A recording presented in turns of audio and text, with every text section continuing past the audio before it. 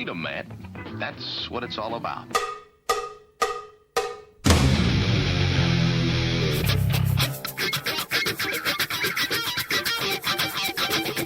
You've got to groove on freedom, like the good book says.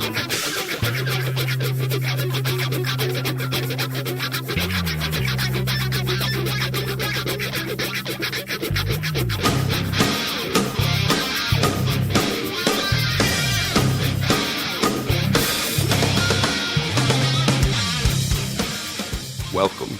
You are listening to What on Earth is Happening. This show will discuss the topics of human consciousness, mind control, natural law, the occult, and all issues that affect the freedom of the people of Earth. What on Earth is Happening will endeavor to shine light upon the darkness of our world and to offer empowering solutions to the problems we face as humanity approaches its critical moment of choice. And now, here is your host, Mark Passio.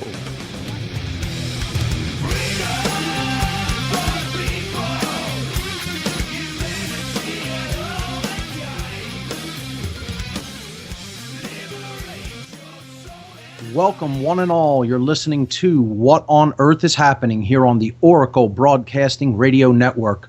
I'm your host, Mark Passio. My website, whatonearthishappening.com. The network's website, oraclebroadcasting.com. Today is Sunday, August 19th, 2012. The show is live every Sunday from 5 to 7 p.m. East Coast time. That's 4 to 6 p.m. Central. We have a great show planned for you here today, and it is going to be a controversial show indeed.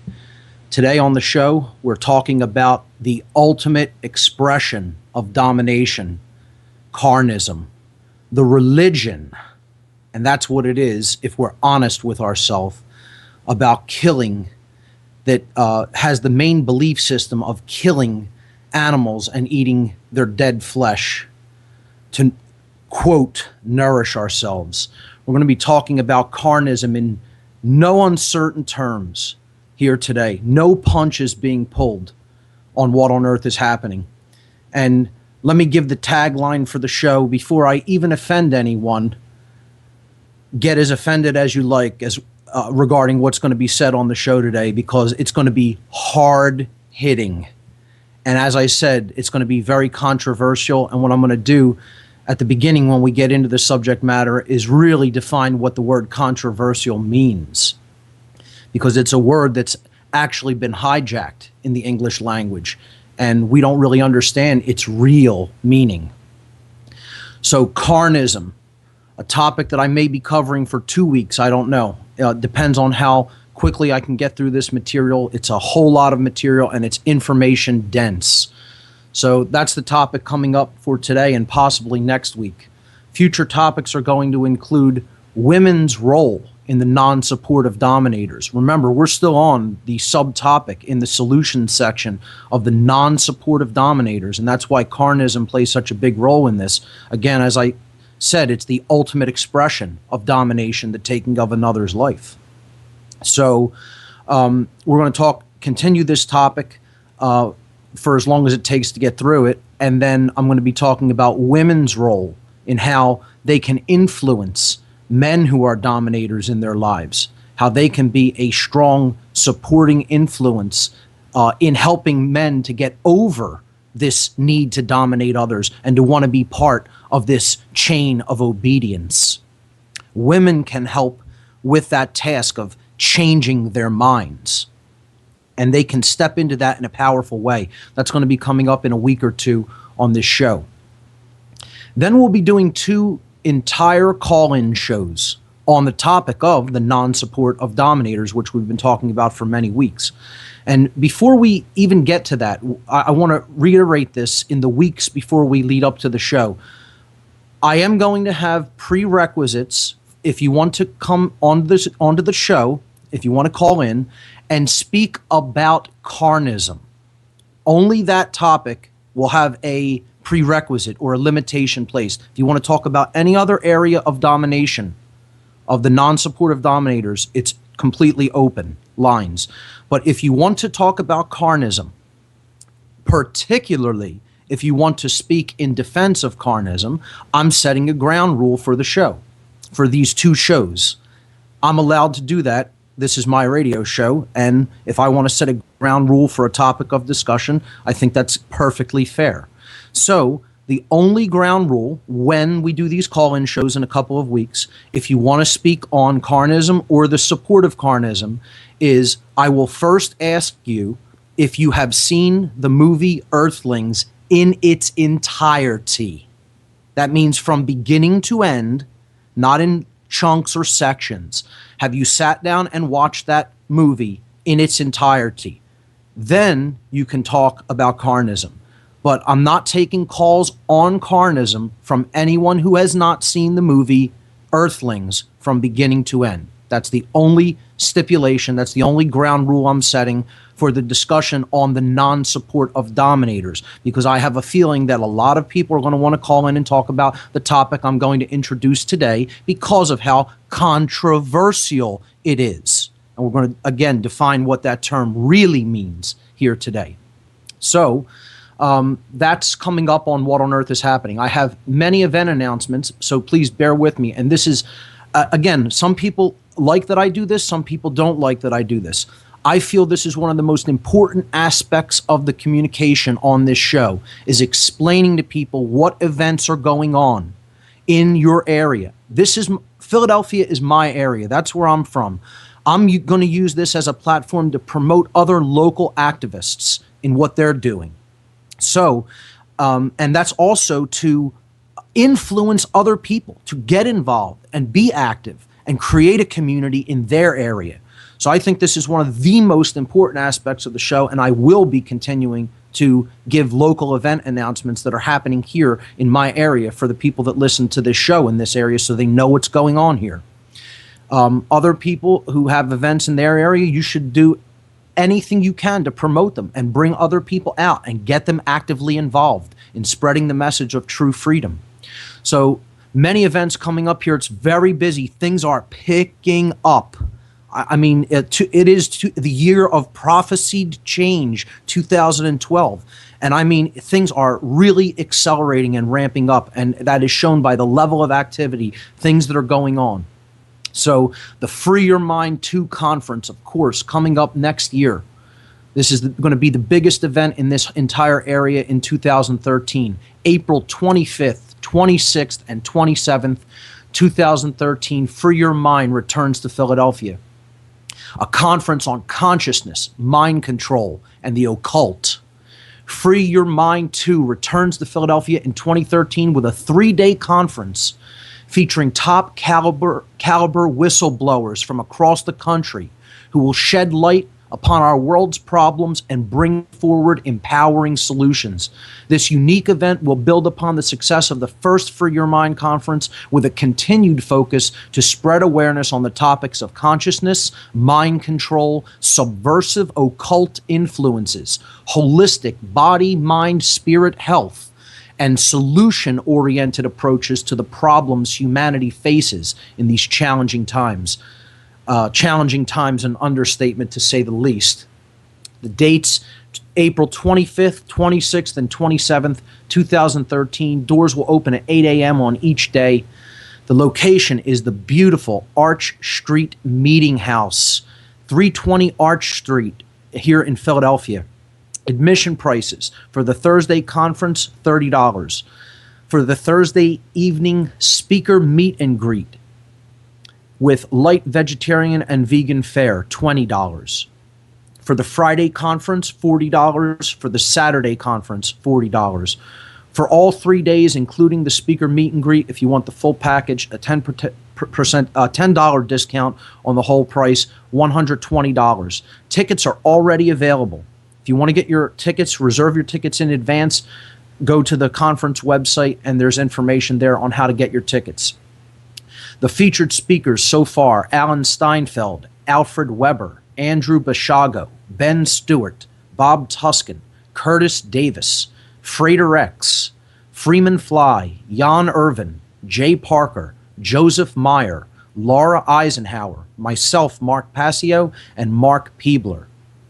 More great speakers will be added as the weeks go on here leading up to the conference. We are already talking to a few other people, and we'll be announcing confirmations probably as early as next week. So for more information on this great event coming up here next year in April here in Philadelphia, visit www.freeyourmindconference.com. That's freeyourmindconference.com. We really need help and assistance in organizing this conference. If you are in the Philadelphia area, please, if you want to be involved in the organization of this conference in any way, give me an email. Send me an email at mark@whatonearthishappening.com or mark@freeyourmindconference.com. We still need organizers to help. We do not have enough help. I'm sending this call out publicly. We do not have enough help this year as it stands. We have a very small core team of organizers who cannot do this alone. We are admitting that we cannot do this with the numbers that we have. We need more conference organizers who are serious about this, who understand why something like this needs to be done, who understands the issues involved and can dedicate some of their time to helping with this conference. If you are in the Philadelphia area and you want to dedicate some time to helping to organize this conference, please get in touch with me. Okay? So, in regards to help with the conference, from a monetary perspective, because people don't just fly themselves out and lodge themselves. Of course, to bring people together, which is what a conference means, con meaning together and fere meaning to carry or to bring. Bringing people together has costs associated with it, since people in this world still believe in money, unfortunately. I wish it weren't that way, but to bring these people to a live venue, to gather them together and have a great event like this, we are going to have costs associated with that. So to offset those costs, we're going to have a series of fundraisers, and we're going to bring people powerful information and entertainment in these fundraisers. The first Free Your Mind 2 conference fundraiser is coming up here in Philadelphia on Saturday, September 15th, 2012 at 8 o'clock p.m. at Liberty's Pub, Liberty's Restaurant and Bar. Okay, Liberty's is in the Northern Liberties section of Philadelphia at 705 North 2nd Street. That's the corner of 2nd and Fairmount. It's going to be a $15 donation at the door, and this fundraiser will feature a special presentation by me called The Matrix Trilogy Decoded. I'm going to break down the entire allegory of the Matrix Trilogy movies and explain what it really means, decode the entire allegory for people in a unique presentation. People have been looking forward to this for quite a while. I'm going to do it as a special part of this fundraiser coming up on September 15th at Liberty's Pub here in Philadelphia, 2nd and Fairmount, 8 o'clock p.m. All proceeds will go toward offsetting the costs associated with bringing in out-of-town speakers for the conference in April. Conference tickets will also be available at the conference fundraiser. This is fundraiser number 1. There will be several more before the conference arrives. Okay, so the next event announcement is the Truth, Freedom, Prosperity screening and documentary screening and discussion night. This is always free. This is always on the last Thursday of every month at Essene Market and Cafe, 719 South 4th Street, the corner of 4th and Monroe in Philadelphia. This will be taking place Thursday, August 30th from 6:30 p.m. to 9 p.m. This month, we're screening the film Original Intent by James Yeager. And James Yeager, the filmmaker and producer, will be present to introduce the film and then take questions at the end of the screening of Original Intent Part 1. It's a 3-hour film. We're going to show Part 1, an hour and a half of it, at the first screening night this August. And the second one, coming up in September, we will complete the film Original Intent Part 2.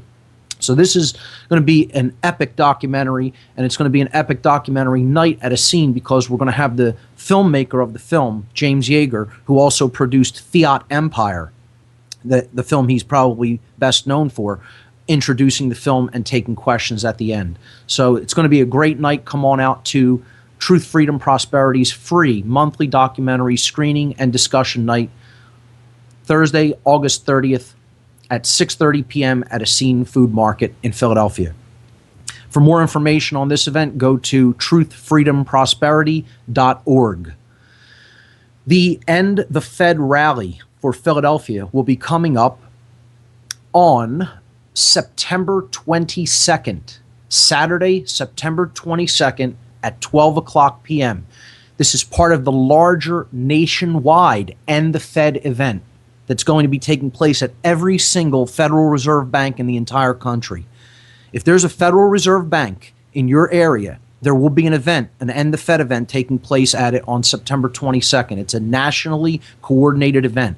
I have been asked by the coordinators of this event to speak at the Philadelphia End the Fed rally that's going to be happening Saturday, September 22nd, 12 o'clock p.m. in front of the Federal Reserve branch in Philadelphia at 6th and Arch Streets. So I will also actually be speaking with many other great speakers. I don't have the full list, but I do know that Larkin Rose, a good friend, he has been on this show. He was a speaker at the first Free Your Mind conference. He will also be appearing as a speaker at the Philadelphia End the Fed rally, Saturday, September 22nd at 12 o'clock p.m. in front of the Federal Reserve Bank, branch bank at 6th and Arch Street here in Philadelphia. I'll have more specific details on this event as it approaches. For more information, you can go to truthfreedomprosperity.org, or you could also go to the nationwide End the Fed site at endthefed2012.com. That's endthefed2012.com. I will also be speaking at the Pennsylvania MUFON East Coast Conference coming up at the end of September, September 28th, 29th, and 30th at the Sheraton Bucks County Hotel, 400 Oxford Valley Road in Langhorne, Pennsylvania. There's many other great speakers for this event, including John Ventry, Frank Ficino Jr., Sue Switek, Karen Dolan, Stan Gordon, Travis Walton, Rob Switek, Peter Robbins, Grant Cameron, Richard Dolan, Stephen Bassett, and myself. And I've just found out that I've been put as the last speaker on Sunday, right before the panel discussion. I have a great spot. I'm really thrilled that they've given me that later spot. And I think it's going to really be a great night. Lots of great speakers on Sunday, including myself, Grant Cameron, Richard Dolan, and Stephen Bassett. My presentation at this conference for the Mutual UFO Network out of Pennsylvania will be entitled Morality and Disclosure, Moral Issues Involved in the Continued Cover-Up of Extraterrestrial Phenomena. It's a topic I don't often get into, especially here on What on Earth is Happening. I have spoken on it at past conferences, but this is a great opportunity with a lot of phenomenal speakers. For more information on this conference, please visit MUFONPA, that's MUFONPA.com, or you can also visit mainlinemufon.com, a group that I also work with here in the Philadelphia area, in the suburban region. Mainlinemufon.com is their website, and you can click on annual conference to read bios and topics of the speakers for this conference. Okay, I was on the show called Unpenned on the Critical Mass Radio Network out of the United Kingdom. Unpenned with Paul Rippon. I did this show this past Tuesday, and it is now up in the news section of the What on Earth is Happening website. So you can check that out. I got into psychopathy heavily on this show, and the topics, the characteristics of a psychopath. And this is something that I think I'm going to actually talk about a little bit when we talk about carnism. because carnism, particularly the practice of actually doing the slaughter of these animals that are then consumed, actually creates secondary psychopathy. That is one of the effects of working in a slaughterhouse, is that you actually become a secondary psychopath. Even if you weren't a primary one genetically, it can actually make you into, through the desensitization to suffering, into a secondary psychopath. And that's one of the dangers which we'll be talking about today. The last event announcement I have is that the ad-free chip-in for the show stands at $700. We need to raise $1,000 by the end of October. So I want to thank everyone who has contributed. It has gone much better than my wildest expectations. Please continue to make your generous donations. Every little bit helps, and it is all heartfeltly appreciated. And we can get powerful information out without the kinds of interruptions that we were used to here on the show. So let's get into our topic for today. And again, as I said, this topic is quite controversial. So what does controversial really mean? And by the way, all of the slides that I'm going to be referring to can be found on the whatonearthishappening.com website. Go to the radio show page, and right underneath the player for the radio show, you will see images for today's show. As always, these provide numeric links. You can click them and follow a slideshow of images that deal with what I'm going to be talking about here today. The first image was for the Free Your Mind conference. The second image was for the fundraiser. The third image was for the MUFON PA East Coast Conference. The fourth image were on the entire topic, the entire section of this radio show / presentation that I call The Way Out, which is all about solutions-oriented approaches to the problems that humanity faces in consciousness. Image number 5 simply is the listing of the grassroots solutions that I talk about here on the show. 10 of them overall. We've gone through all of the ones in the left-hand column and are making our way through the right-hand column now with the non-supportive dominators. We've already actually looked at the development of mindfulness. Coming up on the show, we will talk about using entheogens or psychedelics in a positive conscious context for transformation of consciousness, the power of positive thinking, and the responsibility that we have ultimately once we have taken enough information into ourselves to then help others to awaken by putting information out there freely for other people. That's coming up. We are, of course, still talking about the non-supportive dominators, with the topic of carnism being, as I've called it, the ultimate expression of domination. And again, this is a controversial topic. We're looking at image number 7 now on the slideshow.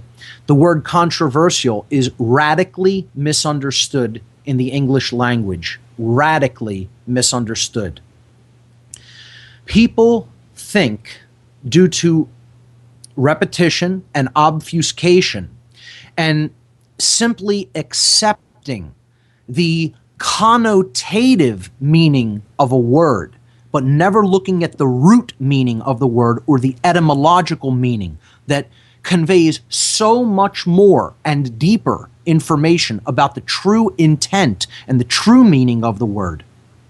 Through this obfuscation and this repetition mind control technique, we have come to believe and accept that the actual true definition of controversial simply means debatable or disputable, something that is arguable and can be debated. That is not, let me emphatically state, that is not what the word controversial means. The word controversial comes from and is derived from the Latin language. The Latin prefix contra, and you can look this up in any Latin dictionary, any physical Latin dictionary. You could download digital Latin dictionaries, so you could look it up. You could use online ones and confirm this. The word contra, which is the first part of the word controversial, means facing, face to face, or against, up against, okay? And that's when we're talking about opposition, oppositional, okay, contra, it means up against, face to face with. That's what the first part of the word means. So what are we face to face with or up against? Well, we need to look at the second part of the word, versial. This comes from the Latin verb verso, versare. And this means to change or to alter. And a lot of people say, well, that word means to turn as well. Yes, verso, versare also does mean to turn. But it doesn't mean physical turning, like the turning of a doorknob. It means changing, like the turning of the seasons. Transformation, one thing turning into something else. That's the actual meaning of when we're talking about which concept of turning the word verso, versare means in Latin. It means to change into, turning from one thing to another. Okay, metamorphosis, transformation. And that's what controversial ultimately means. It means coming face to face with changing. Coming face to face with having to change because information has come your way and has explained what really is versus what you previously believed about it and stayed attached to the belief about it. And that's why this topic is controversial. Not because it's really debatable, not because that there's holes in the argument I'm going to make. I'm not really making an argument. I'm going to state the truth about what is in nature, what actually exists. I'm going to state the truth about what this religion is about, regardless of whether anyone thinks that it's a religion or not. That is, in fact, exactly what it is. I'm going to state the truth in moral terms about what we're doing to ourselves as a result of continuing this practice. And I honestly am finished caring who it offends. Like I said at the top of the show, get as offended as you like. It doesn't make a difference. When we're up against truth, we either have to change or we are going to experience horrific consequences. And that's not the only reason we should choose to engage in the truth and to align our behavior with truth. Not just for selfish reasons. Ultimately, we have to do it because we understand that it's the truth and for no other reason. Because serving the truth ultimately is the will of creation for us. And if we do that, we're not going to create any self-inflicted suffering, and we'll ultimately be able to create whatever we want out of this construct that we call physical reality. We will be able to manifest our real desires. And I'm not talking about lesser, lower desires, base desires. I'm talking about creating what is truly beneficial and good and orderly and beneficial to evolutionary progress in consciousness for ourselves, the higher self, ultimately. So controversial means, absolutely means, face to face with changing, having to look at yourself in the mirror and say, now that I know this, I know that I'm going to have to change. And I'm going to tell an anecdote about that when I realized this. I won't do that right now. I'll do that later on, possibly even next week, depending on how. I have a lot of information to get through. This is, again, going to be an information-dense program. So I've briefly told the anecdote on the show before, but I'm going to reiterate it and explain to people how I went through this process from carnism to abandoning carnism and how long that took for me. So it wasn't an overnight process. Although when I did start it, it wasn't as difficult as I thought it would be. It was actually much easier. So let's define what I mean by carnism, because carnism is not a term that most people readily recognize or have a working definition of. And we're moving to slide number 8 now. Carnism is what people have traditionally referred to as being a carnivore or a meat eater. Okay? It's sometimes also referred to as being an omnivore. Omnivore, carnivore, meat eater. These are terms that explain the practice, omnivore, carnivore, meat eater. but they don't explain the underlying religion, the belief system that is inside someone's psyche that drives that behavior. A behavior that they would not want done to them, but yet they want to do to other beings. Okay? And that's ultimately the only thing that really needs to be understood. We could go on forever talking about health concerns and health arguments regarding this topic, but all that ultimately needs to be understood is if you don't want something done to you, you should not do it to anyone else at all. You should not do it to other beings, period. So, when we're talking about killing, if you don't want to be killed, when we're talking about being eaten, if you don't want to be eaten, you shouldn't be killing and eating other animals. And that's all it ultimately comes down to. This comes down to the principle of ownership, the absence of aggression, the absence of domination, the principle of self-ownership, the principle of non-aggression, the principle of non-violence to others. That's all it comes down to. And this is intimately and inextricably connected with human freedom and why we don't have it, why we're not free beings. This is one of the reasons we are not free beings.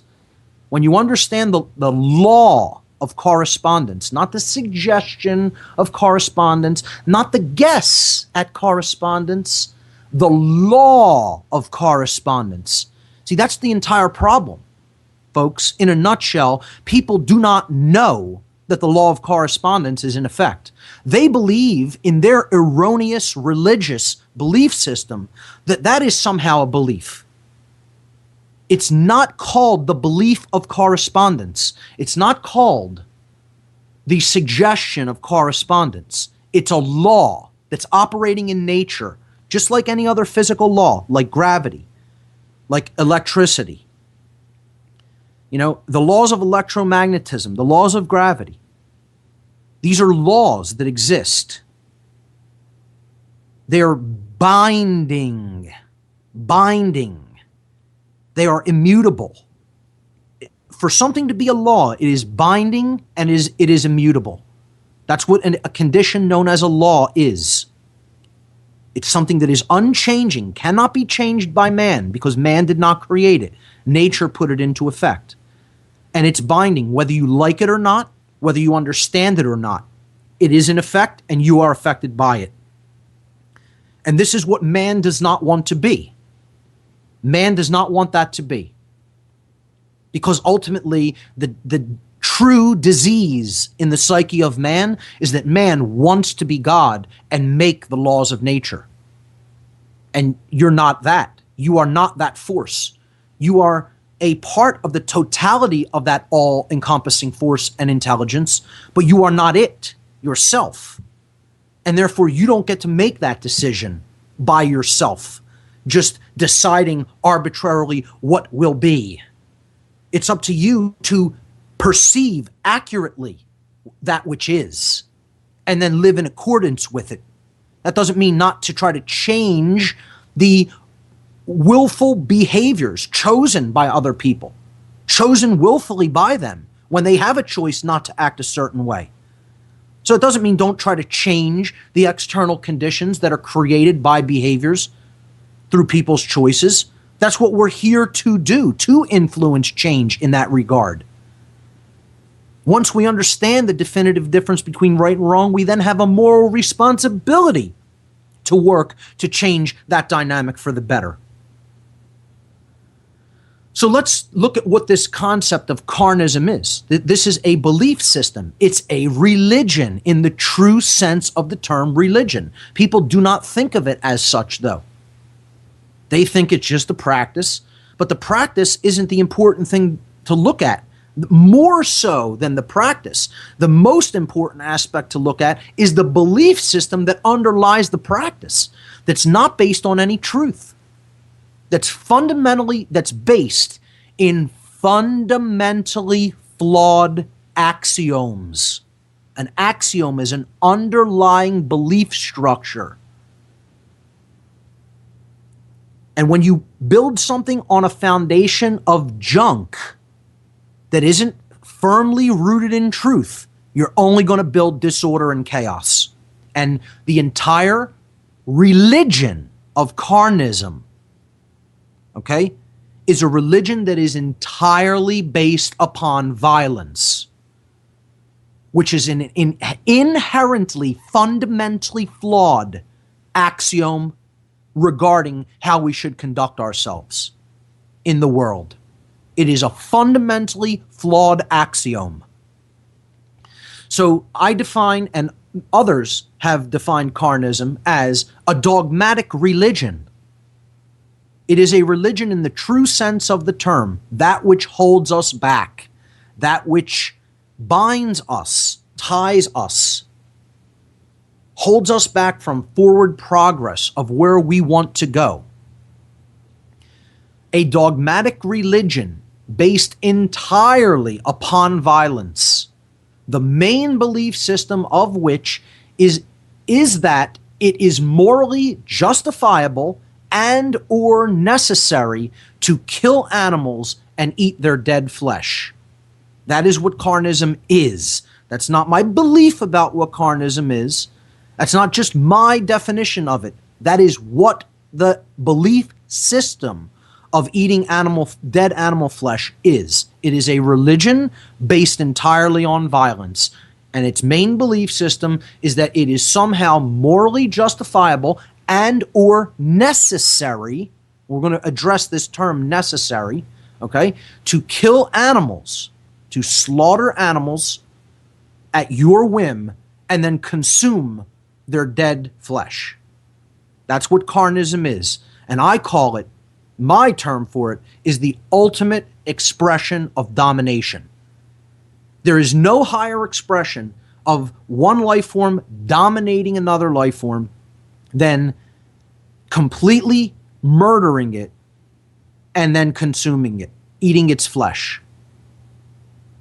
If you don't want that done to you, you probably should not be doing it to any other animal or being. Because the real expression of the golden rule of the law of correspondence is that which, see, this is the way it wasn't stated in the New Testament. The way it was stated is do unto others as you would have them do unto you. But that doesn't really get into the why you should act like that. Why should you behave in such a modality? Well, the reason why, and this is just a lower reason why.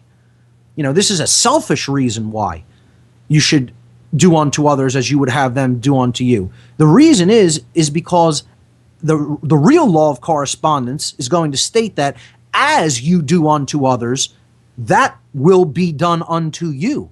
That same modality of behavior and experience you will have to experience for yourself. You will have to experience it being done unto you, because this entire universe is a construct that acts as a mirror.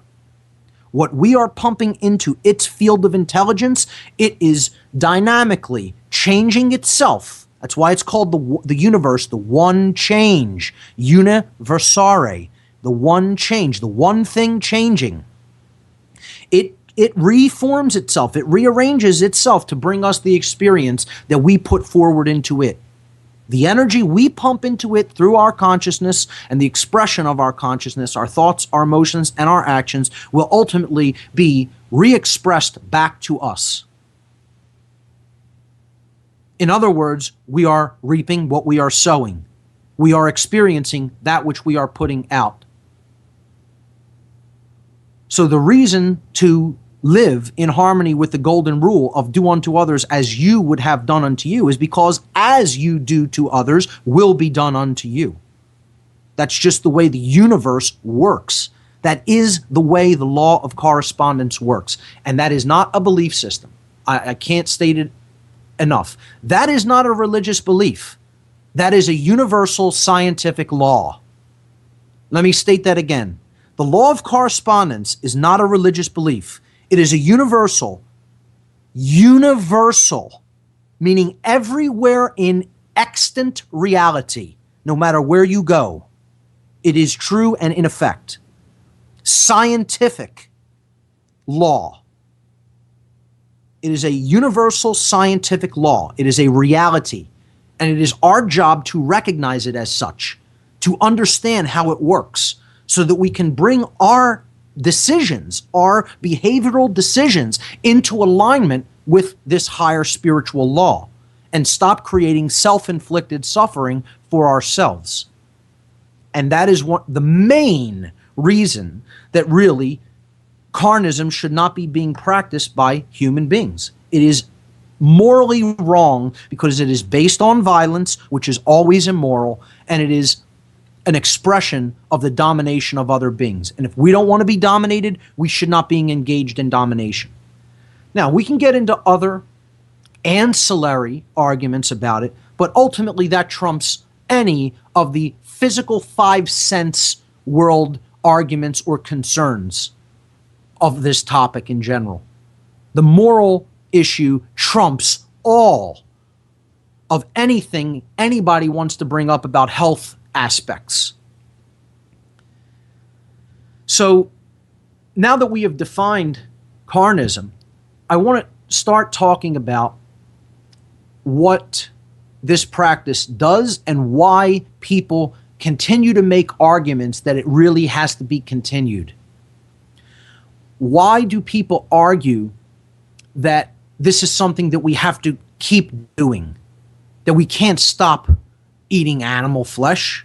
We can't stop eating dead animal flesh. We have to continue that. The 3 basic things that people bring up, the arguments that they will bring up all the time, you'll never hear a carnist really deeply delving into the moral issues. You'll never hear them talking about the unimaginable suffering of animals. And again, I'm going to link on this podcast the film Earthlings, weeks in advance of the call-in show. If anyone's going to call in and talk on this topic, your views are not going to get on the air on this program unless you've seen the movie Earthlings in its entirety. If you want to talk on that, that's what I'm asking in payment for coming on my show. You will have to watch the movie Earthlings in its entirety, all the way through, and do it without looking away from the screen. How about if we add that as a stipulation? Because I've done that twice in my life. And let me tell you something. If that doesn't make you sick, if you're not physically sick like I was, when I watched the movie Earthlings, I was curled up in a fetal position, completely sick. And you know what? That's the beautiful, perfect, successful intent of that film. And I want to thank its filmmakers for making me that ill. I want to thank the filmmakers, let me say that again, for making me feel that sick. I understand exactly what you were doing in the making of this film. And the amount of courage that it took to make the film is colossal. So I'll be linking that film for those who haven't seen it, and I would probably suggest that it is the majority of people on the earth who haven't seen that film. And I guarantee you there's plenty of people who want to argue for carnism who won't watch that film. They'll keep making their completely inhumane, immoral arguments, and they won't bother to watch that film. But if you're going to want to talk on this topic on my show, you're going to have to have watched that film. Otherwise, you're going to be abruptly and rudely cut off and hung up on. And I have the right to do that. You want to talk on that topic? You're absolutely free to do so. I'm also absolutely free on the show that I conduct to decide what topics will be discussed at a particular time on the show, to give airtime to give precious airtime to. And I usually have a totally open floor. But for this topic, since it's 2 call-in shows on the specific topic of the domination, withdrawing our support from the domination of other beings, the non-supportive dominators, for the one subtopic within that subtopic of carnism, if you want to bring up anything regarding it, the prerequisite is you will need to see the film Earthlings from beginning to end in one sitting, not watching it in tiny little pieces because you couldn't take it all at one time. You reserve the time and then actually do it. Watch it from beginning to end. Then I'll be willing to hear what you have to say. But until then, in all honesty, I'm not interested in what you have to say on this topic. Unless you've watched that film, I'm not interested in your uninformed opinion on this topic. Okay? Because my entire response to someone who will just wholesale advocate this religion is, maybe it should be being done to your children. Maybe it should be being done to you. Sometimes that wouldn't even get somebody's emotions up in an uproar, you know? You want to advocate this being done for other beings, maybe it should just be done to you. Or how about we do it to people you love and care about? How about we do it to your children? You know? You're not putting yourself, you're never seeing the suffering of another from your position. You're not putting yourself in that position, I should say. Seeing it from their position. You know, stepping into the shoes, into the experience of another. And I'll say, you want to also have a look at what goes on? Type into Google images. Go to google.com, hit images, and then type into there, animal slaughterhouse. It's probably a phrase I'd suggest over 99% of people have never typed into the Google Images search engine. Just do that and take a look at what really goes on in the, quote, meat industry, the murder industry, the bloodletting industry, the altar of sacrifice industry, because that's what it really is occultically, the poisoning of the entire morphogenic energy field of the earth industry. Let's call it what it really is. The total pollution of the energy field in which we all live. That's what the meat, quote, meat industry is. Have a good look at a lot of those images, you know, which I did before the show, and probably put some of the most tame images that I found into the slideshow for today. And there's some out there, I'm telling you, that they will weaken you to your soul if you have any humanity within you. Weaken you to the very level, the core level of your being. For those of us who aren't already turned into secondary psychopaths, or who aren't born as the freaks called primary psychopaths, which we're not really going to get past that condition until we really understand the genetic manipulation that has been done to this species. Another topic I haven't really gotten into hardly at all on this show, and only briefly touched upon it in presentations I've done elsewhere. So the advocates of carnism, of this religion, let's call it what they are. They are acolytes of this religion. All right? They are adherents to the religion of carnism.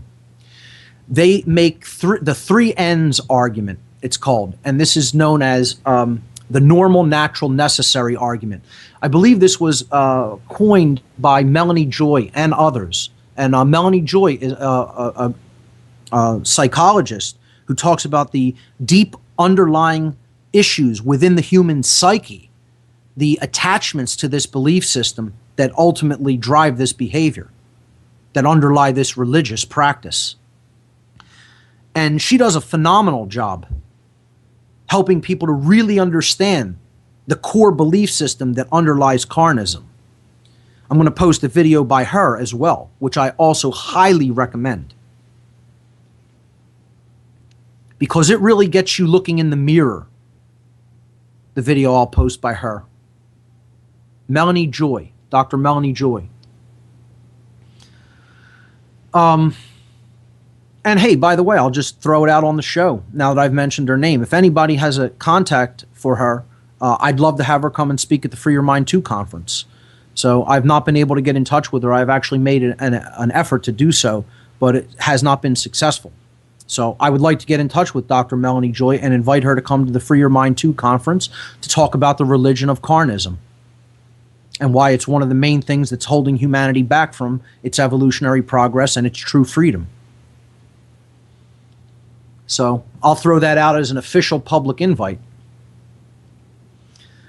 And if anybody has contact information, like I said, just get in touch with me. So, the normal, natural, necessary argument, as expressed by Melanie Joy and many others. Let's look at these claims. These are the physical 5 sense world, 5 sense arguments for carnism. And I'm just going to emphatically state at the beginning here, none of these hold any moral truth at all. Not only do they not hold any moral truth, they don't hold any scientific truth. There is no scientific evidence to support these claims. They are misunderstandings at the very, very best, and they are pure fabrications to deliberately deceive and mislead at the worst. The 3 ends argument is normal, natural, necessary. This argument is provably false, immoral meat industry propaganda. Ultimately, that's what it is. And people who are buying into these arguments have bought into mind control techniques. They've bought into mind control methodologies that have been started by the meat industry because they realize that there is a seed that has been actually put forth into the earth. A seed of higher consciousness that is an expression of the non-aggression, the non-violence principle. And they want to smother that seed. They don't want it to express. They don't want it to grow because that will mean less profits for them. That will mean their gravy train that they've been on since they've got so many people believing that this practice is normal, natural, and necessary will dry up if people really awoke to a higher level of consciousness regarding the immorality of this religion called carnism. So what is the normal, natural, necessary argument? It states that eating meat is normal. That because so many people are doing it, that it's okay. That it's normal. You want to be normal, don't you? You don't want to be that freak who doesn't do things that other people do, who is, alone in the crowd, do you? See, this is a psychologically persuasive argument, not born in facts. It's born in fear. It has nothing to do with science and knowledge and morality. It's all based in fear. It's all based in erroneous perception and the management of that perception, which, call it whatever you want, I call it what it really is, mind control. That's what perception management is. So the normal argument is simply conveying what the dominator culture, the local operating system of domination, is telling people is normal. It's not what's right. It has nothing to do with what's right. It has nothing to do with what is just. It certainly doesn't have anything to do with what is true. All it is playing on perception. You want to be like the crowd, don't you? You don't want to stand out, right? No, because standing out takes courage. Doing what's right takes courage. It takes going against the grain. It takes swimming upstream, the courage to swim upstream. It's the courage for the individual to stand up against the group. And that's the second part of the term, that's the green language part of the term controversial. See, it's contra, meaning up against or face to face with, versare, meaning to change, and I-A-L. In green language, it means face to face with changing. I versus the all. The I, the individual, versus the group. I, all. Face to face with change. I, all. And that's not an accident. And people can make light of that all they want. I know people just totally ditch on the language of the birds and don't understand it because they're so trapped in the left brain. I get it. I get that you don't understand what occult language is about. I get that many people don't understand that there is a hidden language that the universe is speaking to us at all times and places, trying to wake us up, because the universe wakes us up through archetype, language, number, shape, and form, vibratory energy. It doesn't wake us up through English words. This is coming in through those archetypes, through the language that we have constructed. So ultimately, the deeper part of ourselves is trying to wake us up through the language we've constructed. That's what green language is. And there's so many people that absolutely do not get it and aren't going to get it. They don't want to get it. Because to get green language is to develop a deep understanding that you're living in a magical reality. You're living in a reality that is so far stranger than you could even possibly conceive. Because again, it's ultimately you reflecting back to you that which you really need the most. That's what this whole thing is. To learn and grow. So, the normal argument is all based on follower mentality. You have to want to be a follower to accept this first part of the argument of normal, natural, necessary. It is the entrenched and instilled beliefs of the dominator culture that make something normal. And all you're doing by grafting onto that belief is you're accepting that belief system that's based in domination and violence as your own, because you don't want to stand out or be a unique individual. You want to identify with groupthink. I'm telling you, I didn't become vegetarian for health reasons. I didn't become vegetarian as part of any damn trend. I could care less what a trend is going on. I became vegetarian for moral reasons that are based in truth, that are based in nature's laws, cosmic, universal, spiritual laws. When I recognized that, and I recognized that my actions were in opposition to that higher spiritual law, I could not reconcile those things. I could not say, well, I know this knowledge. I have a deep understanding of this knowledge, but my behavior is in opposition to it, and that's okay with me. No, it wasn't okay with me. I came face to face with changing myself, what I had to change. And I ultimately made the decision to go through that process of change. So we'll continue to talk about this after this very brief 2-minute break. We'll be right back here on What on Earth is Happening to continue to discuss carnism. Facing it alone. Gotta keep my cool. Make them think I'm made of stone. It's a game.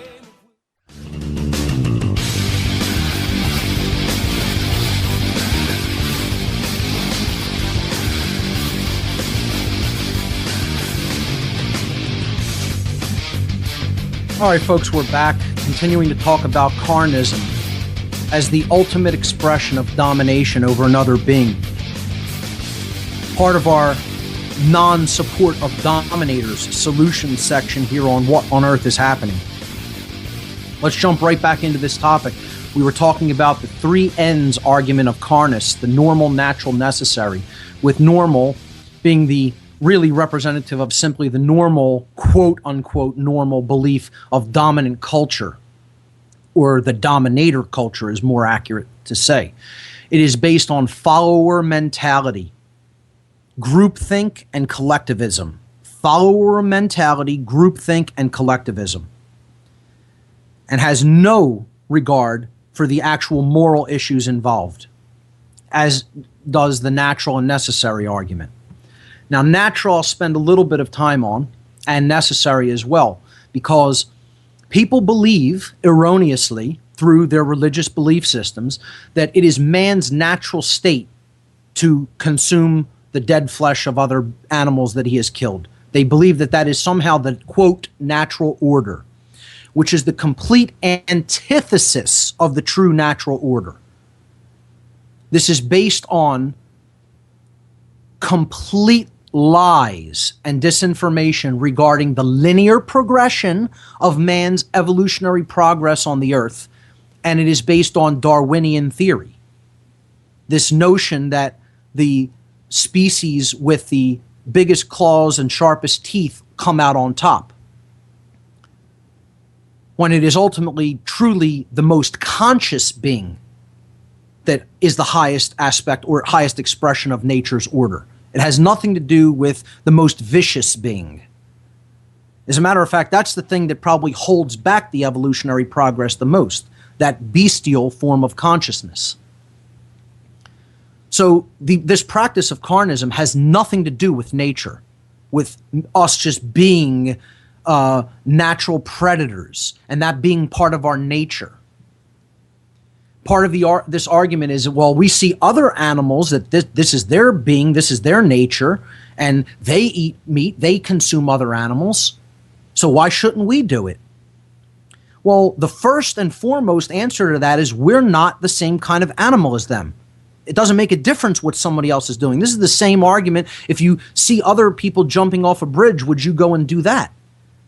Well, you would be the same level of retardation and stupidity to just do that practice just because you see it being done by those who are lower than you.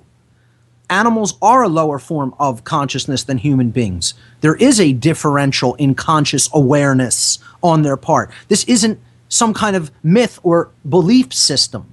There is such a thing as different levels or different places that we are in consciousness.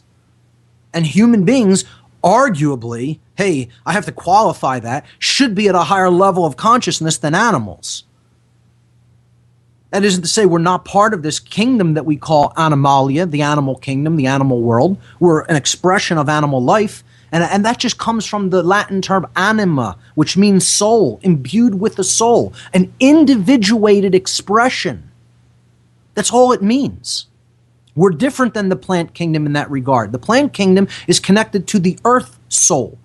It is not that we aren't, but we are an individuated expression, imbued with movement, able to actually be, not grounded in the earth, in its soil, and move freely upon it, and possibly even beyond it. That's what makes an animal different than a plant.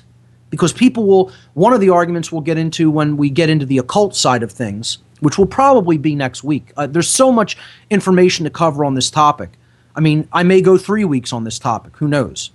But part of what we'll talk about is the argument people make, well, if eating animals is wrong, eating plants is the same thing.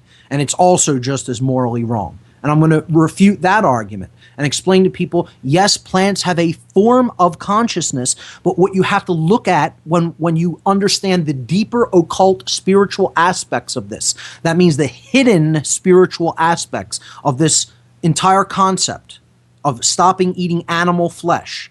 When you try to apply that to plants, the same thing doesn't hold true because they do not have the individuated expression of consciousness. And yes, that does matter. Yes, that is for real. It's not something that is imagined. You can come to understand that if you do enough seeking, deep internal work, and reading to understand the laws of assimilation, which we're going to talk about when we talk about the occult aspect of this topic.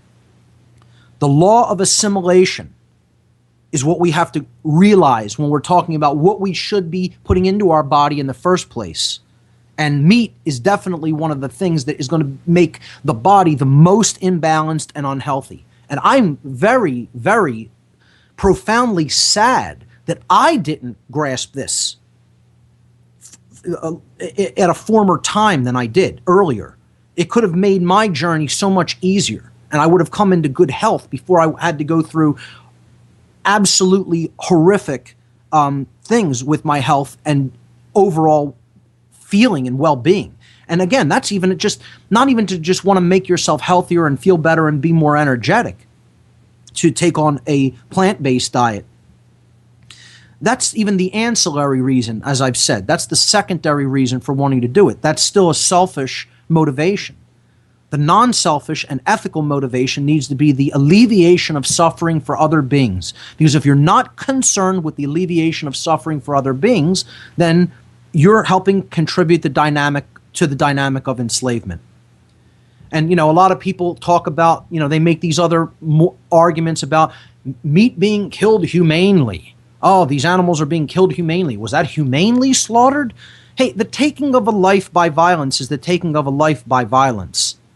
You don't own that life to take. It's not yours. Otherwise, it would be called your life. A cow's life is not your life.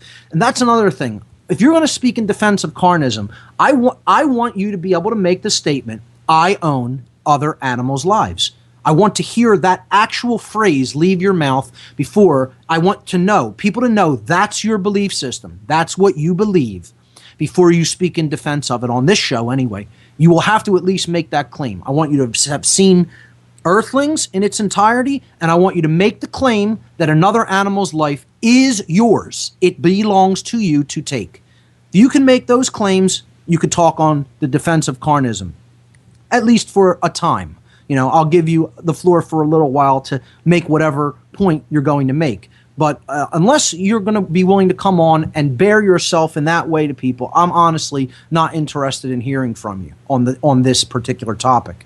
So the natural argument is based on Darwinian theory, and it's based on this erroneous idea of linear progression of civilizations as well. If you really get into it, it's making the argument man is designed somehow to eat meat, and we are a part of this, quote, natural pecking order. Oh, before I get back into that, I just wanted to very briefly continue to address this topic of humanely slaughtered meat.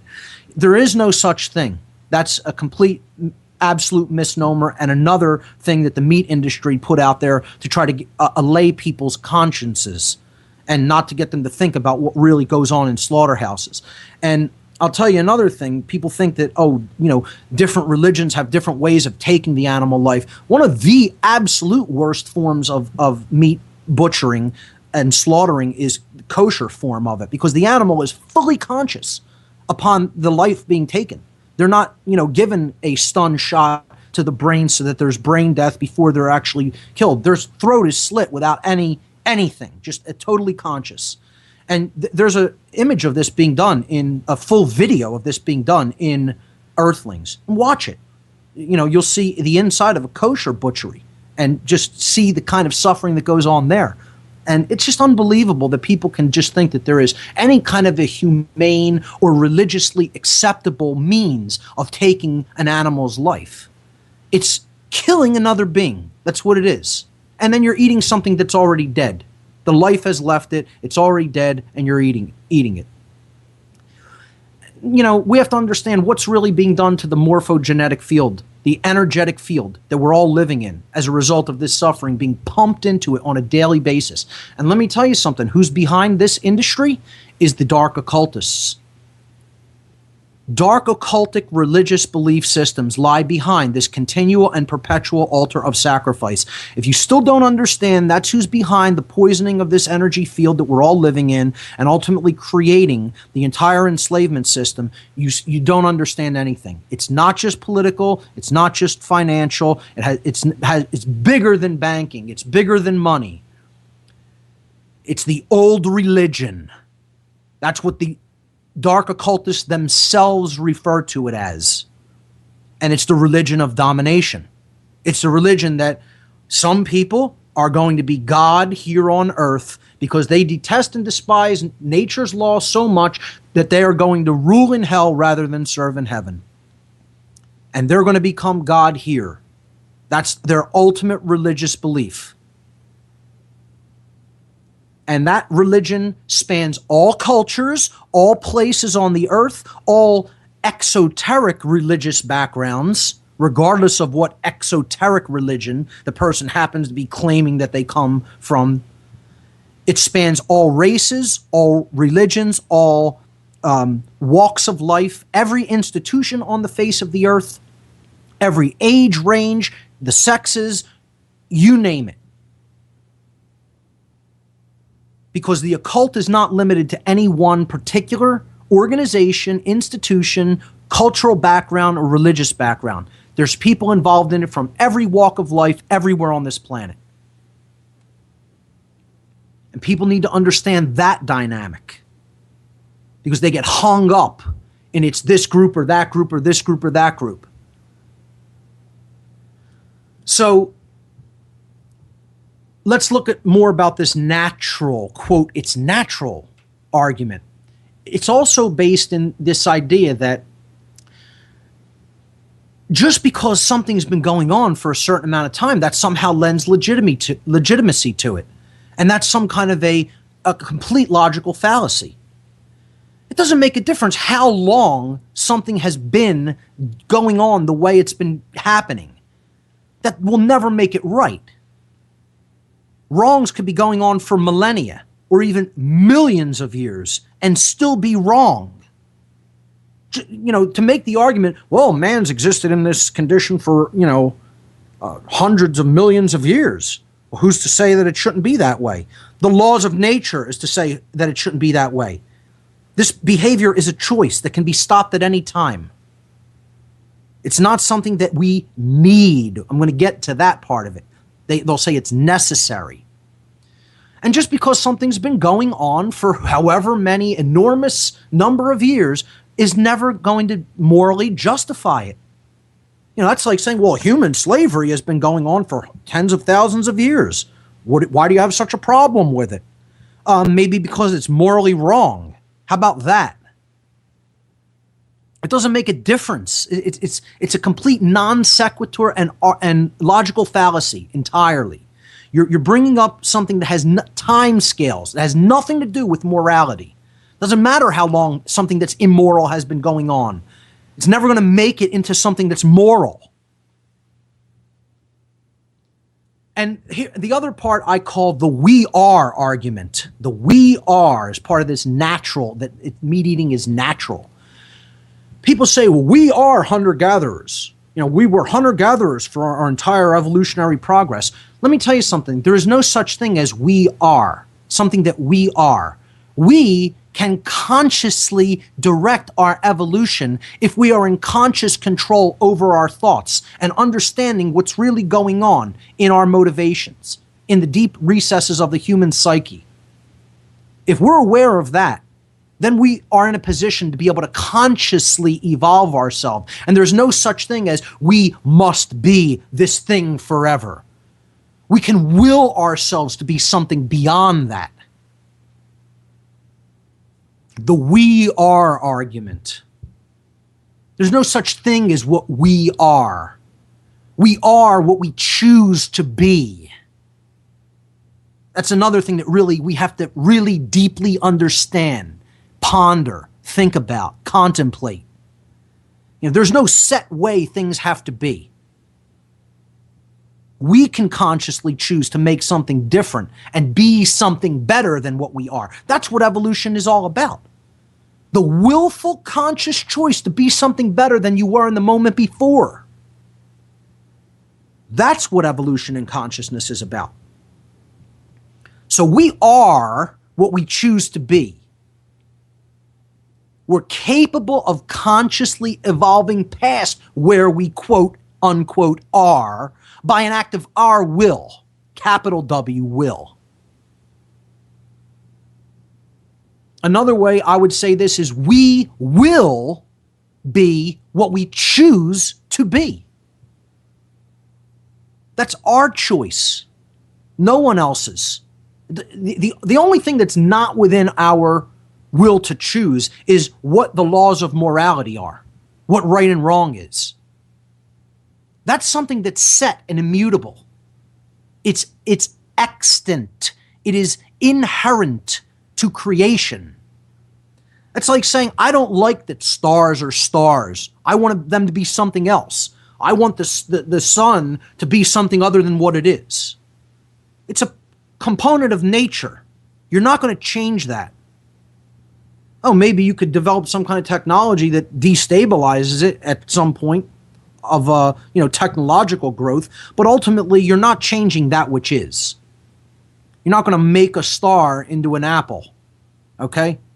Nature created it. You're not going to make what you want out of it. And this doesn't just apply physically, of course. This applies to the moral laws that are inherent to creation, which I have called natural law, and what I'm now increasingly simply terming universal spiritual law. to avoid the entire confusion and the hijacking of this word natural. Because connotatively, in people's diseased mindset, they believe that this word means something completely erroneous and completely actually antithetical to what it really does mean. Diametric opposite to what the word natural really does mean.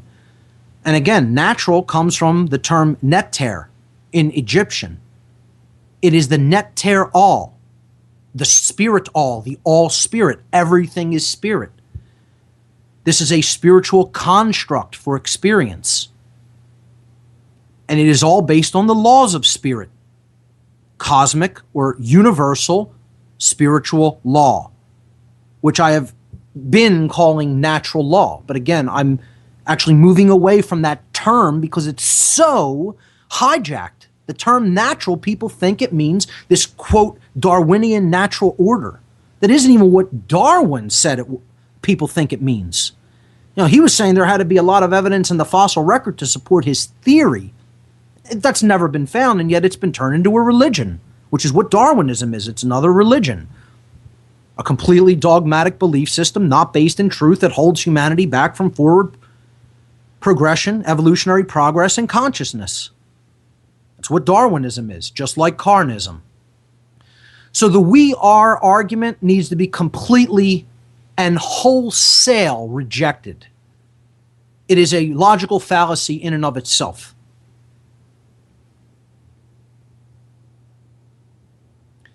And it shows the worldview poisoning, because that's the dynamic that this entire natural argument is based upon. What do you think human nature is? What do you think the possibility for change is? If these aspects of the psyche, about how we view these dynamics of the world that we're living in and our expression of consciousness is poisoned, I've called this worldview poisoning. These are the type of thoughts we're going to have. These are the type of views we're going to hold on to. And they're completely imbalanced. They're completely poisoned. And ultimately, they keep us in a state of powerlessness. And the only way to get beyond that point is to heal worldview by understanding what true human nature is about and understanding the value of individual life. We talked about this in the section. As a matter of fact, that was like the first real solution I got into, was worldview poisoning. I believe that's the first solution on the grassroots solutions for positive and lasting change that we listed and talked about. If you don't heal the worldview, nothing is going to be orderly or healed from that point forward. You're not going to create any kind of positive expression or manifestation if your worldview continues to be poisoned. And this is part of the natural argument for carnism that we have to get past. The third is necessary. And the main expression for this, people actually have made biological arguments, ecological arguments for why we have to keep eating meat, which is so ridiculous I'm not even going to talk about it, because the meat industry is one of the biggest ecological polluters of the entire world. And if you look at how much, if you just look at the stats regarding how much environmental degradation it takes to raise a pound of meat versus plant food, the stats are absolutely staggering. You know, I mean, we're doing so much destruction to the environment by the practice of animal rearing, animal husbandry, and carnism, that it's almost incalculable, the impact that this is having on the living system of the earth. The main aspect of the necessary argument isn't even just this ecological one, this ridiculous ecological one. It's the fact that we need to consume meat to be healthy. And this is complete logical fallacy as well, as I'm going to explain. And this is all born in meat industry propaganda. Part of the argument that was made for this was done in the book called The Vegetarian Myth by Lierre Keith. And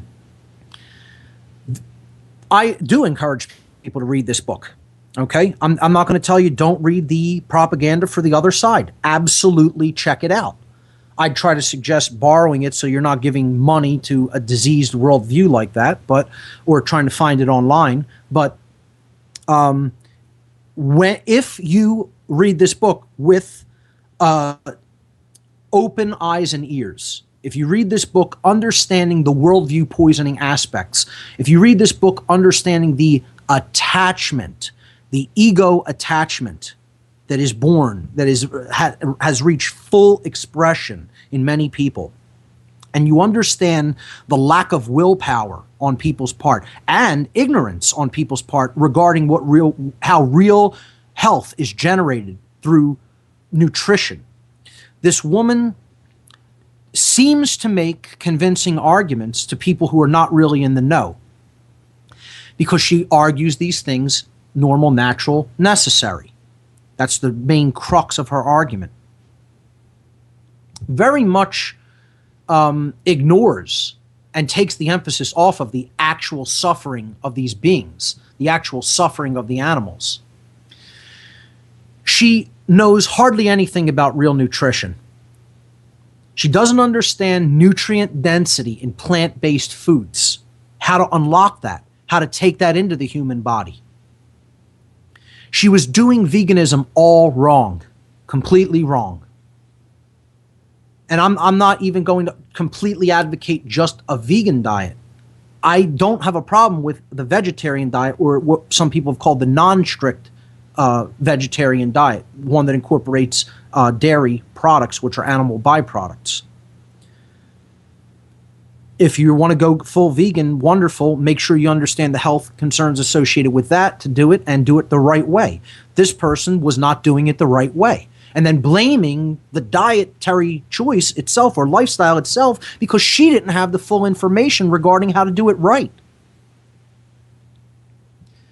You know, she's pushing this Paleolithic diet, which again is another form of meat industry propaganda and poisoned worldview based on this Darwinistic notion of linear evolution,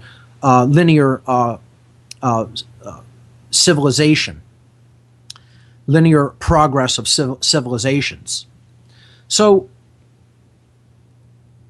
she makes erroneous statements in the book as well, saying that, you know, we have a dietary need for saturated fat and cholesterol, which we don't. The liver makes the amount of cholesterol that we need, and we can get all of the essential fatty acids from plant-based foods. The essential fatty acids can be taken in from the plant-based foods, the things that the brain actually needs to build the neocortex of the brain, the whole brain, but specifically the neocortex, which is responsible for higher order thought function and truly human characteristics, and especially conscience and more moral concerns. All of that can be gotten through plant foods. I'm going to talk about what is necessary by the body and talk about what plant-based foods we can derive those nutrients from. And believe me, they're in these plant-based foods in dense quantities. There's no reason that the human being, now or ever, needed to actually consume dead animal flesh. This is a myth. This is something that has been propagated by people who want this practice to continue unabated and unchallenged in the mind. And it's provably false.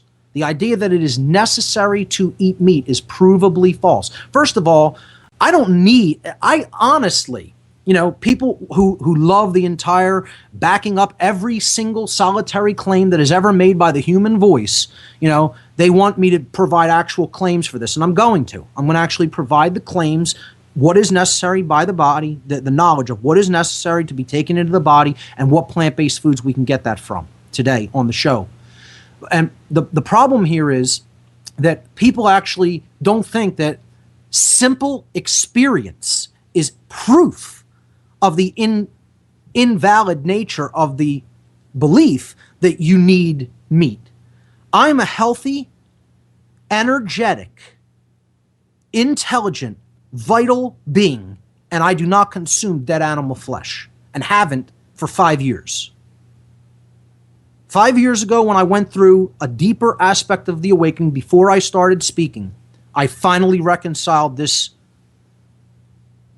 immoral behavior that I was participating in with the knowledge that I had taken into myself, and I willed myself to stop doing that immoral practice.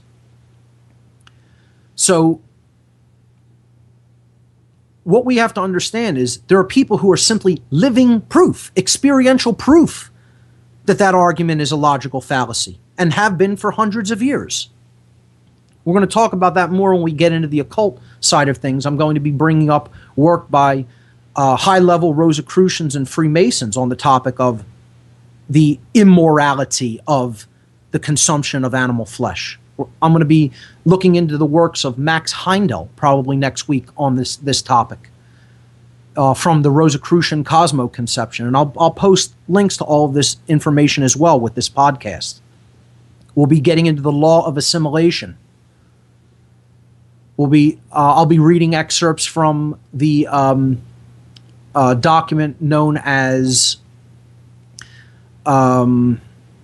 Vegetarianism and Occultism by the Freemason C.W. Leadbeater.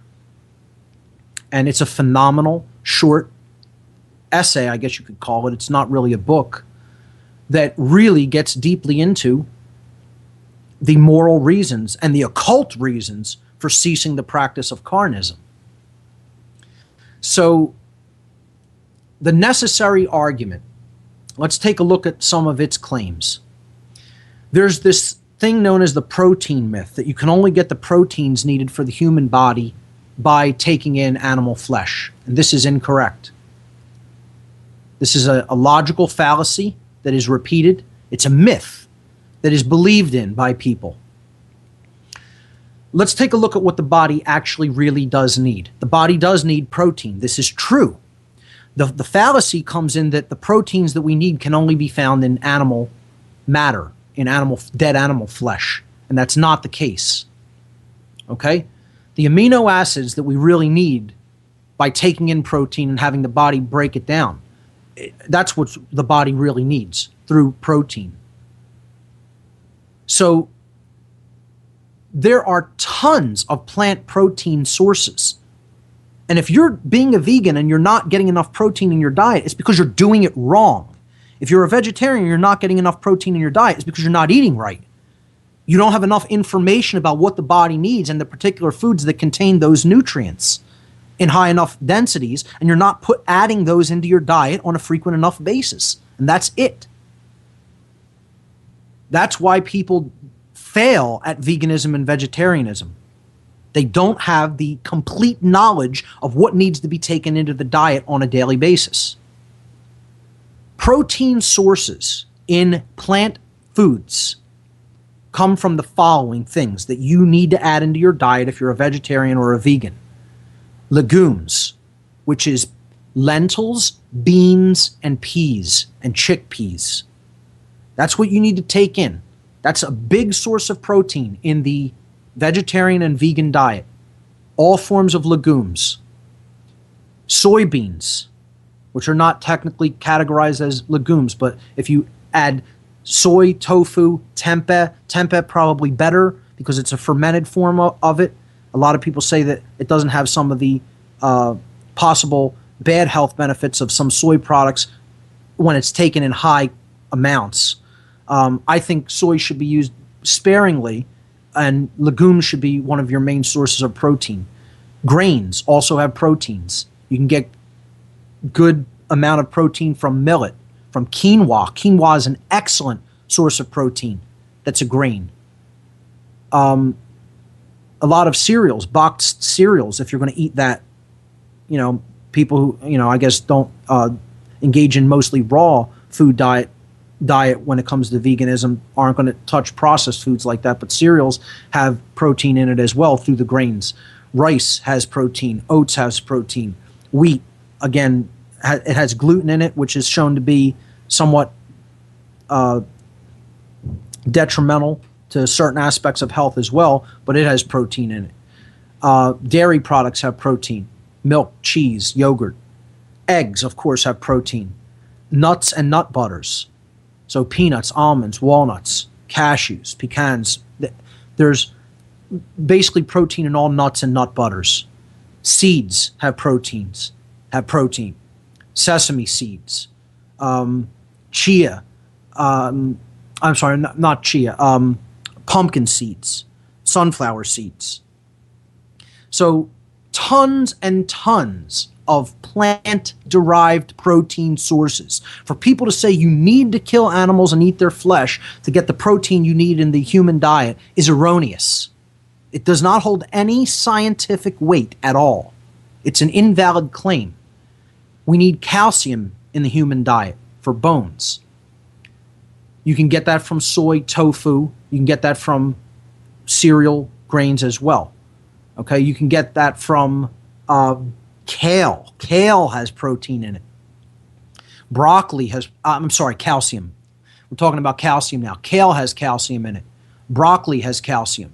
Bok choy is another excellent source of calcium. Legumes also have calcium in them. Again, lentils, beans, chickpeas. Nuts and nut butters also have calcium in them. And seeds also have calcium in them as well. So more plant, vegetable-derived sources, seeds, legumes, plants that have tons of calcium in them. And if you're not eating these foods on a daily basis, you're doing vegetarianism and veganism wrong. The human body needs iron. Iron is in many different plant-derived foods as well. Strawberry, tomatoes, broccolis, peppers, etc. Zinc. Zinc is needed in the diet. It's found in grains, wheat, tofu, nuts, seeds, beans, peas, lentils, and cereals. All right. Vitamin B12. This is one of the big arguments against that people bring up against vegetarianism or veganism. Well, vegetarians don't really have any problem getting enough B12 in their diet, because if you're going to eat any eggs or take in milk, there's B12 within those things.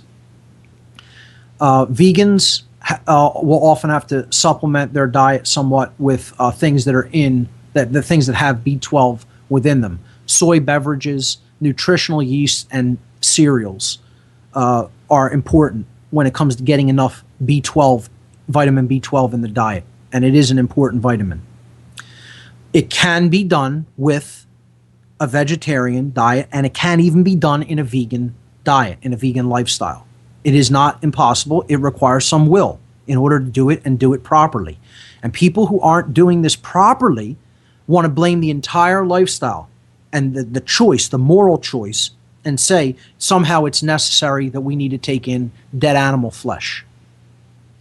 And again, I would say what this really is, if you really read the vegetarian myth and try to psychoanalyze what's really going on in this person, she doesn't have enough knowledge. She harmed her body through the ignorance that she did this type of diet with. She didn't go in with full knowledge. She harmed her body, developed chronic disease as a result, then tries to turn it around and blame it on something other than her own ignorance. And that is what's going on psychologically with Lear Keith. It's transference of blame to someone who, to the actual practice of vegetarianism and veganism, not her ignorance, which actually caused her conditions. And she's not only in a physical condition, I would emphatically state she's in a condition of psychological imbalance. And this is evidenced greatly by some of the statements that she makes when she talks about when she broke her vegan, quote, vegan. I want to say that also emphatically. She didn't really live a vegan lifestyle. She binged on meat because of urges that she had. That's not being vegan. Being vegan is not eating any meat products, any animal products at all. Okay? Even animal derived. Vegetarian, you don't eat meat, you don't eat any animal flesh. You will use eggs, cheese, milk, etc. so dairy products and plant-based foods. But she did not engage in real veganism, number one. So that's a misnomer. When she claims she was vegan for decades, isn't accurate. And secondly, she also betrayed the psychological underpinnings that were really going on in her mind when she basically talked about when she broke her, vegan streak and started eating fish again because she loved tuna fish. And she made the statement that when she ate her first tuna fish sandwich after, being vegan for so long, that she couldn't even believe the absolute incredible euphoric feeling that she got. Every cell in her body was tingling. She put it like, and she said, "Wow, this is what it really feels like to be fed and to be alive." No, incorrect. That's what it feels like to be an addict and to be getting a fix, because you're still not willfully strong enough to overcome an addiction to an immoral practice. And you're still so hung up on how it makes you feel, meaning not the real you, the higher case S self you, but the lowercase s, the sense self, the 5 sense self. She's so attached to how that felt. Let me tell you something, ladies and gentlemen. No one in my entire circle of friends and family, and you can ask anyone who knows me, anyone who knows people who know me, I challenge you, call them, write to them. Ask people if there's anyone they know in their circle of friends that includes me, okay, if they know me personally, when I was a meat eater, when I was a carnist, who could put away more meat than me. I want you to go and ask them. And seriously, I know personally no one else. I'm not saying there's tons of people who are like, professional eaters and, they're, what do you call it? Competitive eaters. I'm not saying I could put away more meat than anybody. I'm saying in my circle of friends and family members, I was able to put away more meat than any other person that I know personally in my life. That's what I am saying. And that can be corroborated by asking anyone who knows me. The amount of meat that I would eat when I was younger, you would have a hard time even conceiving of it. I'll tell an anecdote right now. We went to a place here in Philadelphia. I won't mention the name to plug it, but it's a restaurant that continuously brings you meat that is grilled in a South American barbecue style way. And basically they give you, it's like a total decadent thing. They give you a chip on your table that has a green side and a red side. Literally, this is true. And you keep it on green if you want them, upon seeing that your plate is empty of meat, to come over and bring you more different cuts of meat. And when you're finally full or sated, you flip it to the red side, and they know even if there's anything on your plate or even if your plate's empty, don't bring any more because you've had enough. And we went there, Barb and I went there years ago when we were both still carnists. We were... it was some occasion of someone's birthday or something. We went there with a large group of people. There might have been like 12 or 13 or 14 people. We sat around a big table at this South American barbecue style restaurant, and we all started with our chips on green and started going, and they started bringing us food. And at the end of the night, everyone was so completely overstuffed and just, gorged, literally gorged. And me and one other friend were sitting there with our chips still on green. I'll say his name. His name was John. We were sitting there. He was a former boyfriend of one of Barb's friends. And he was, kind of a big guy. And me and him are sitting and just going toe to toe, talking about the different cuts of meat and just gorging ourselves. And everyone else was long done, and we were still eating like for 45 minutes after everybody had stopped. And they're just watching us. like laughing that we could possibly put away that much meat on our own. And I think I even slightly outlasted him when he finally flipped over his chip. Mine was still on for like one more bit, barely, you know. But that's what kind of a meat eater I used to be. So again, in many of these cases, when it comes to mindset, when it comes to morality, when it comes to excess, I was one of the worst offenders. You know, I think that actually places people in a deeper position of being able to turn themselves around. It actually almost gives them the benefit or the edge. You know, this is the concept of the lukewarm are in the worst position. Those who are the hottest, in other words, they're in the deepest chasms of consciousness.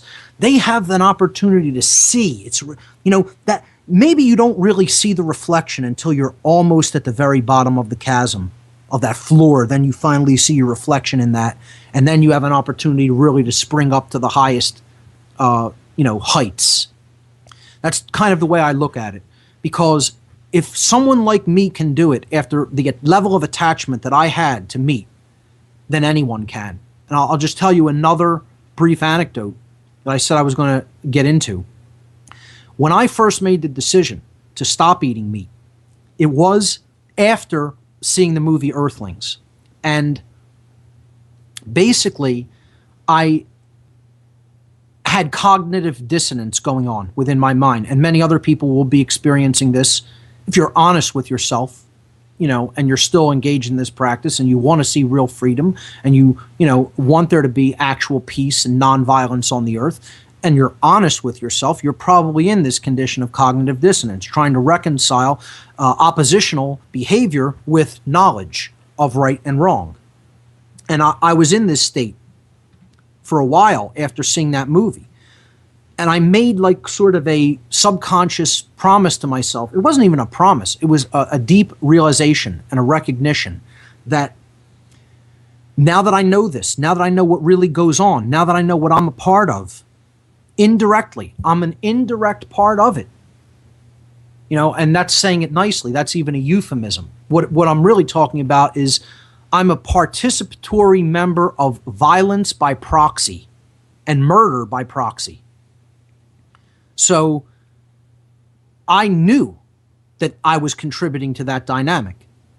And don't get me wrong, don't think that I'm saying one person stopping eating meat changes the whole dynamic. No, it's all about amount. For a quantum effect to build and then express, a certain amount of people have to make a choice within harmony with natural law. So I'm under no delusions that just me doing this stops it somehow. Oh, it's going on unabated, and we could talk about numbers, and I will get into numbers. But, you know, I decided that, again, it's me versus the all. It doesn't matter what the all is doing. I need to worry about what I'm doing. What are my actions contributing to? Am I part of the dynamic of the creation of that suffering? Am I part of the dynamic of the negative injection of energy into the field of consciousness that we're all living in? And the answer was yes. I had to ask myself the question that I tell people to ask in slide number 11. You know, after I'll talk about numbers a little bit and I'll ask that question, but it's essentially, what am I contributing in the way of energy, pumping energy into this dynamic on Earth? Am I on the right side of that equation? Is what my behavior is doing contributing to the negative energetic dynamic on Earth? And the answer was yes. And therefore I had to approach it apophatically, meaning from the negative perspective, meaning I need to stop doing something that is harmful. Am I engaged in harm or indirect harm? That's the question. Then stop doing that action. It's the apophatic pathway to truth. Is this behavior engaging in harm? Does it include engagement with harm and engagement in the violence ideology, the ideology of violence and domination? And if the answer is yes to that question, then you have to apply apophasis to your behavior. And apophasis is the method of saying no, the practice of saying no, pulling back from that which is doing harm. Again, I've said repeatedly over and over again. It isn't so much about what we need to start doing. It's almost entirely about what we need to stop doing to create freedom. We're holding freedom back by what we're doing. We stop doing those things. Freedom is the natural expression. It is the actual base underlying form of everything. We just need to learn how to be in that state of consciousness and stop doing what we're already doing. Unfortunately, we've come to such a horrible fall in consciousness that our condition, the default condition that we have created is that, tyranny and enslavement and oppression and violence is like the default condition here on earth.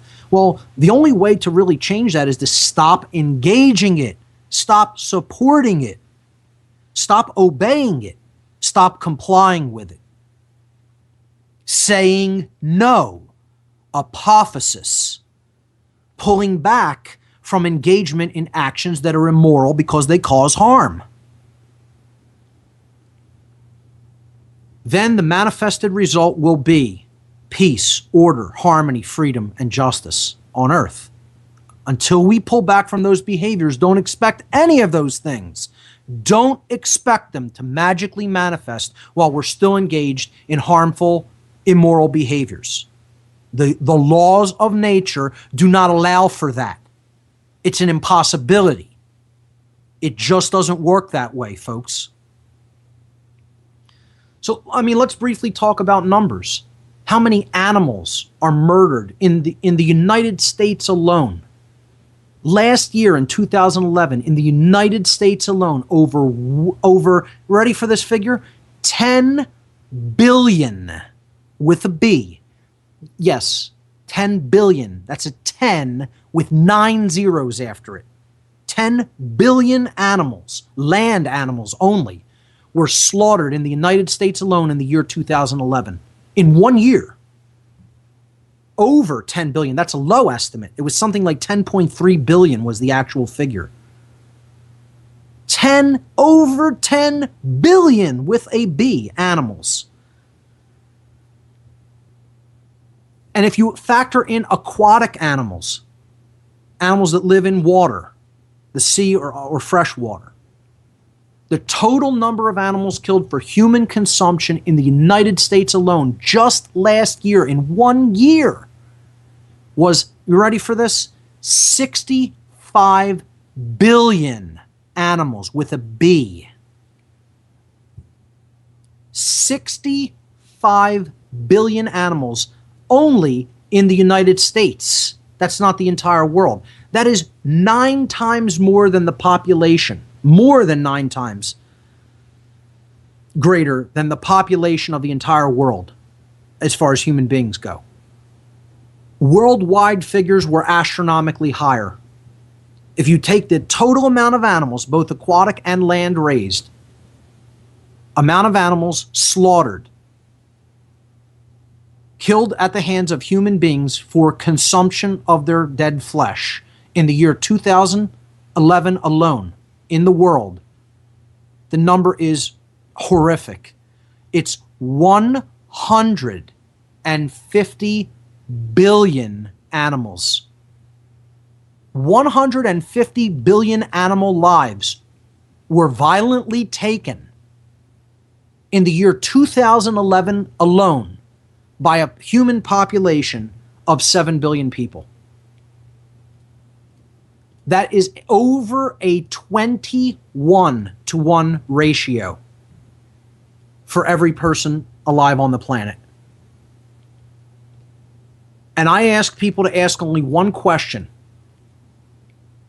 when it comes to looking at those figures. What is this practice doing energetically to the field of energy and consciousness in which we are all living? What do you think it's doing? And I ask you to say, try to find out what it really is doing versus what you think or believe. Try to get actual empirical data about what that's actually doing. And it's possible to do that work. If you really want to know, that answer lies within all of us. The true answer to that question about what that is doing lies within each and every one of us. If we're honest with ourselves, if we're willing to do the work to go within ourselves to acquire that answer. You may not find that answer in a school book or an encyclopedia or even on the internet, but it exists, and there is a truth regarding it. And I'll tell you what it's doing. And don't believe me. Try to know for yourself. That is turning the energetic vibratory energy, the vibratory dynamic of this planet, into a hell world. These animals suffer inhumane and cruel treatment, often not even being able to stand, treated like a thing. You watch the movie Earthlings and put yourself in the position of one of those animals. And if you can't identify with that level of suffering, you are a speciesist, as they call it in Earthlings, at the very, very best. But really, what I would say that someone who can't really I would say if someone does not really have a deep, visceral, emotional gut reaction in a negative way to what they see in the movie Earthlings, you should be seriously concerned that you are already at least a secondary psychopath. And I know that's like, a catch-22, because how can a psychopath really be concerned about anything? Well, maybe it's not, because psychopaths are generally concerned about themselves, but they just don't care that they don't care. That's how psychopathy works. So I'll suggest it in a different way. If you watch this movie with someone else and they don't have a visceral, emotional gut reaction to what they're seeing in a negative way, then you will be really empowered to know that you're probably most likely dealing with a psychopath. And I would say if you're going to watch it with somebody else, try to be wary about whether they're feigning that concern, that emotional reaction. You could tell if you're good enough at reading people whether they're faking it or not. Because if it's not going to produce that, empathetic, painful reaction in the human heart, I feel tragically sorry for anyone, because they've been turned into something that is quite less than a human being, and they've been robbed of a birthright, which is to truly feel. So that's my challenge, and I'll be posting the link to the movie. And I've told people in the past I didn't recommend them watching it because of that reason. I'm going to reverse my position on that and say, if you really want to get involved in the real dynamic of why human freedom isn't a present condition here on the earth, and probably is not going to be for a long, long, long time, as long as we stay attached to these erroneous belief systems and these false axioms that we have built our behavior upon. I would suggest that Earthlings is actually a good movie to view to understand why that dynamic is in place. And next week, I'm going to really talk about the occult aspects of this dynamic and really get into the principle of correspondence. I put a somewhat comical image, if you could even call it that I found out there floating around as an internet meme. A human being laying on a table with aliens around him saying all the different justifications for the continuance of carnism. Oh, we have our own problems. We don't have time to worry about whether they suffer or not. And this guy's laying out on their feast table with an apple in his mouth, surrounded by, vegetables and trimmings. This is in image number 12. They kill other animals for our food, so why shouldn't we do the same? Oh, there's that erroneous logical fallacy, quote, unquote, natural argument. Don't worry, this one was killed humanely, quote, unquote. The logical fallacy that you can murder something humanely. I do feel bad, but I could never give up my meat. It's just too tasty. Let's be honest, that's what the real justification is in everyone's mind. They don't want to employ the will. They don't want to exercise the will to change an existing behavior that is ultimately destructive and is ultimately creating part of the creating dynamic of why we are enslaved. And if you don't understand that, you still don't really get the why. You can only see the what. You can see the symptom, and you might disagree with the symptom, and you may not want the symptom present, but you still don't have the master key of why in hand, that it's happening. Because you do not grasp the principle of correspondence, the law of correspondence. That as we do to others will be done unto us. The end for all eternity, in all times and places. So if you don't want to create self-inflicted suffering and you want to be free, then do unto others as you would have done unto yourself. And that's the true Christian teaching and the true esoteric Christian perspective when it comes to this issue. I'll also talk about this fallacy of God giving us dominions over the animals that's taught in fake Christianity next week. That's all the time we have for this week, folks. I know it was hard-hitting. I know I've given you a lot to quote-unquote chew on. We'll see you here next week on What on Earth is Happening. Thanks for listening.